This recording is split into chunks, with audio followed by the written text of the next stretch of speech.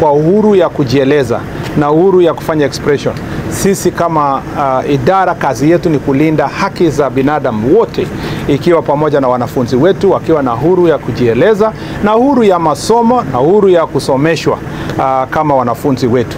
Na atungependa kabisa kwamba mambo yanayohusikana na masomo ya watoto wetu ielekezwe kwa upande ya kwa mambo ya security ama insecurity, kwa sababu kazi yetu ni kulinda watoto wetu. Uhuru ya watoto wetu kusema lazima ulindwe, na pia wakati tunasomesha watoto wetu lazima tuwapatie nafasi wa kupata masomo ya kila aina bila kusema kwamba tunasurutisha kwa njia moja ama nyingine.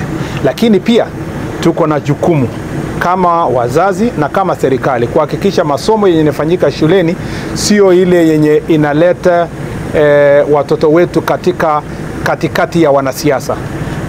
Kufika kwamba imefika mahali ambapo jiulize kama Mkenya, inawezekanaje kwamba mwanaharakati wa siasa ndio sasa ni mwalimu mkuu mwenye anaandikia wanafunzi mambo ambayo yanasema na anatumia wanafunzi kusema mambo ya kisiasa? Jameni, ni kwa sababu hata kama unadharau serikali kiasi gani ama unadharau shule kiasi gani, tunajua ya kwamba wanafunzi wetu wako na walimu, na ingebidi sisi wanasiasa, wale wote ambao wanafanya siasa, tunawaomba muachie walimu wafanye kazi yao.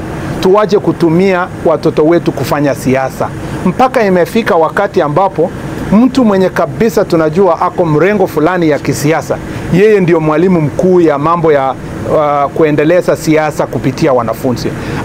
Ningeomba kwa heshima ya kwamba tutofautishe mambo yetu ya siasa na mambo ya shule. Wacha walimu waangalie content ambayo wanafunza watoto wetu. Walimu wenyewe wanajua boundaries, wanajua jinsi ya kutumia lugha, wanajua jinsi ya kukosoa serikali na society kupitia lugha ambayo itasaidia wanafunzi wetu wajue hizi ni haki za binadamu ambayo inafaa, hivi ndio nchi lazima iendeshwe. Lakini pia walimu wanajua mipaka ya kiheshima. Lakini ukiachia Secretary General ya ODM ama Secretary General ya UDA ama mwanasiasa wa chama fulani, yeye pia at the same time yeye ni script writer ya kuandikia wanafunzi wetu. Wacha tujiulize kama Wakenya. Saa hizi Mheshimiwa Omar Hassan akitumwa na chama cha UDA ambayo iko katika serikali, ambiwe yeye ndio anaandikia wanafunzi wa Mombasa ati script ya kwenda kupeleka national. Wakenya wangapi watakasirika tukianza kutumia wanafunzi wetu kuendeleza siasa ya UDA, hata kama UDA ni chama ambayo iko serikali? Itatupatia haibu kama Wakenya. Vivyo hivyo siasa za upinzani izitumiwe kuendeleza siasa ya watoto wetu. Sio halali na sio nia yetu kama idara ya usalama kwa njia yoyote kuumiza mwanahabari yoyote, na kama katika kudhibiti mambo ya crowds ama mambo ya security, askari yoyote ameweza kuumiza mwanahabari yoyote, kwanza ningependa kumwambia mwanahabari yoyote ambaye ameumizwa kwamba tunasema pole na it is regrettable, if I can say it's a regrettable situation, kwa sababu haifai kwamba tuumize mtu yoyote, mwanahabari yoyote ama Mkenya yoyote ambaye anafanya shughuli zake. Hiyo sio nia yetu na sio njia ambayo inafaa, na pengine tungepanda uchunguzi utafanywa kuona ni askari amepika kwa makusudi ama ilikuwa pia ni ajali.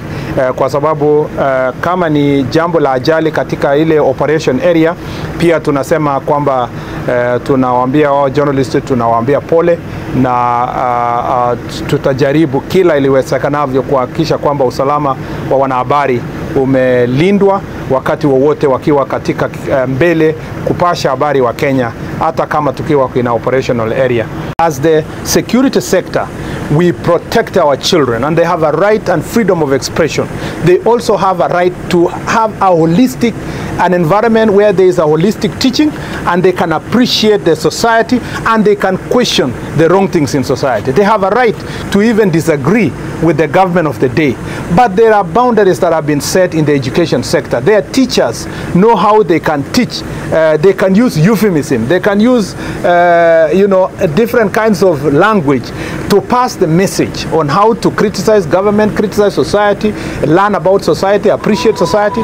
But what I request is that we need a clarity of a situation in our country where our political competition is not going to be brought to education arena.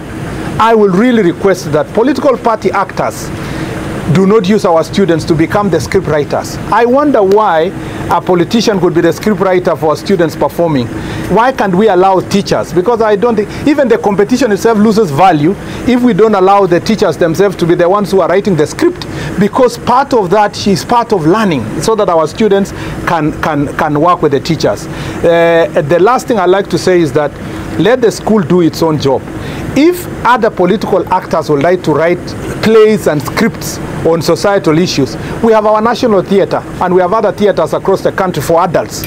Let that arena be for adults. Let the school be a place for competition. And as I assure you, that as the security sector, we do not want to interfere with education. And if there was, unfortunately, a situation where tear gas hit a journalist, it is regrettable and we apologize. It is not our intention that we throw tear gas on our journalists. It's our intention to make sure that the journalists operate in an environment of freedom and our students operate in an environment where there is freedom. Asante sana.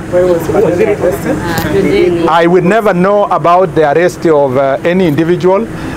It is the responsibility of National Police Service if there was any offense that was committed, and when someone has been arrested, as has been reported that there is somebody arrested yesterday, it is by law that they must be produced in court within 24 hours.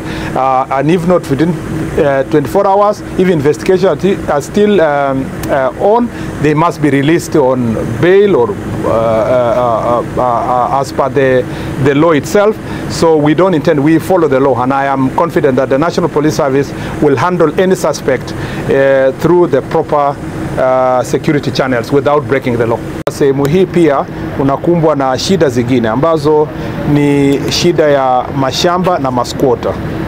Kama vile nilisema jana kule Kilifi, ile changamoto tuko nayo na mambo ya mashamba ni sawa kwa Kilifi na sawa kwa Lamu. Aswa tukiona shida ya maskwota na kuvamia shamba za kibinafsi na ranches ambayo iko sehemu hii, kwa sababu hiyo tunataka kusema ya kwamba tunapambana na wale ambao aswa wale wanafanya uhalifu ya kuuza ama kuvamia, kutafuta watu wa kuvamia shamba za wengine, na watu hao wanavamia shamba alafu wanauzia wananchi wengine ambao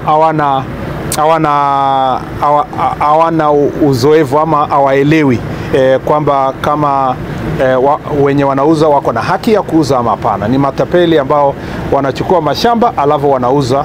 Saa zingine wanatumia vyeti ambavyo ni sio halali, sio ya haki, na pia saa zingine wanatumia title deeds ambayo ni fake. Na hawa kama vile nilisema jana, hawatumiki peke yao. Wao wanasaidiwa na maafisa ya serikali, tukiwemo kuna machiefs ambao wanakosea serikali kwa sababu wanakosea wananchi. Kuna maaskari, kuna wafanyakazi wakiwa kwa lands office.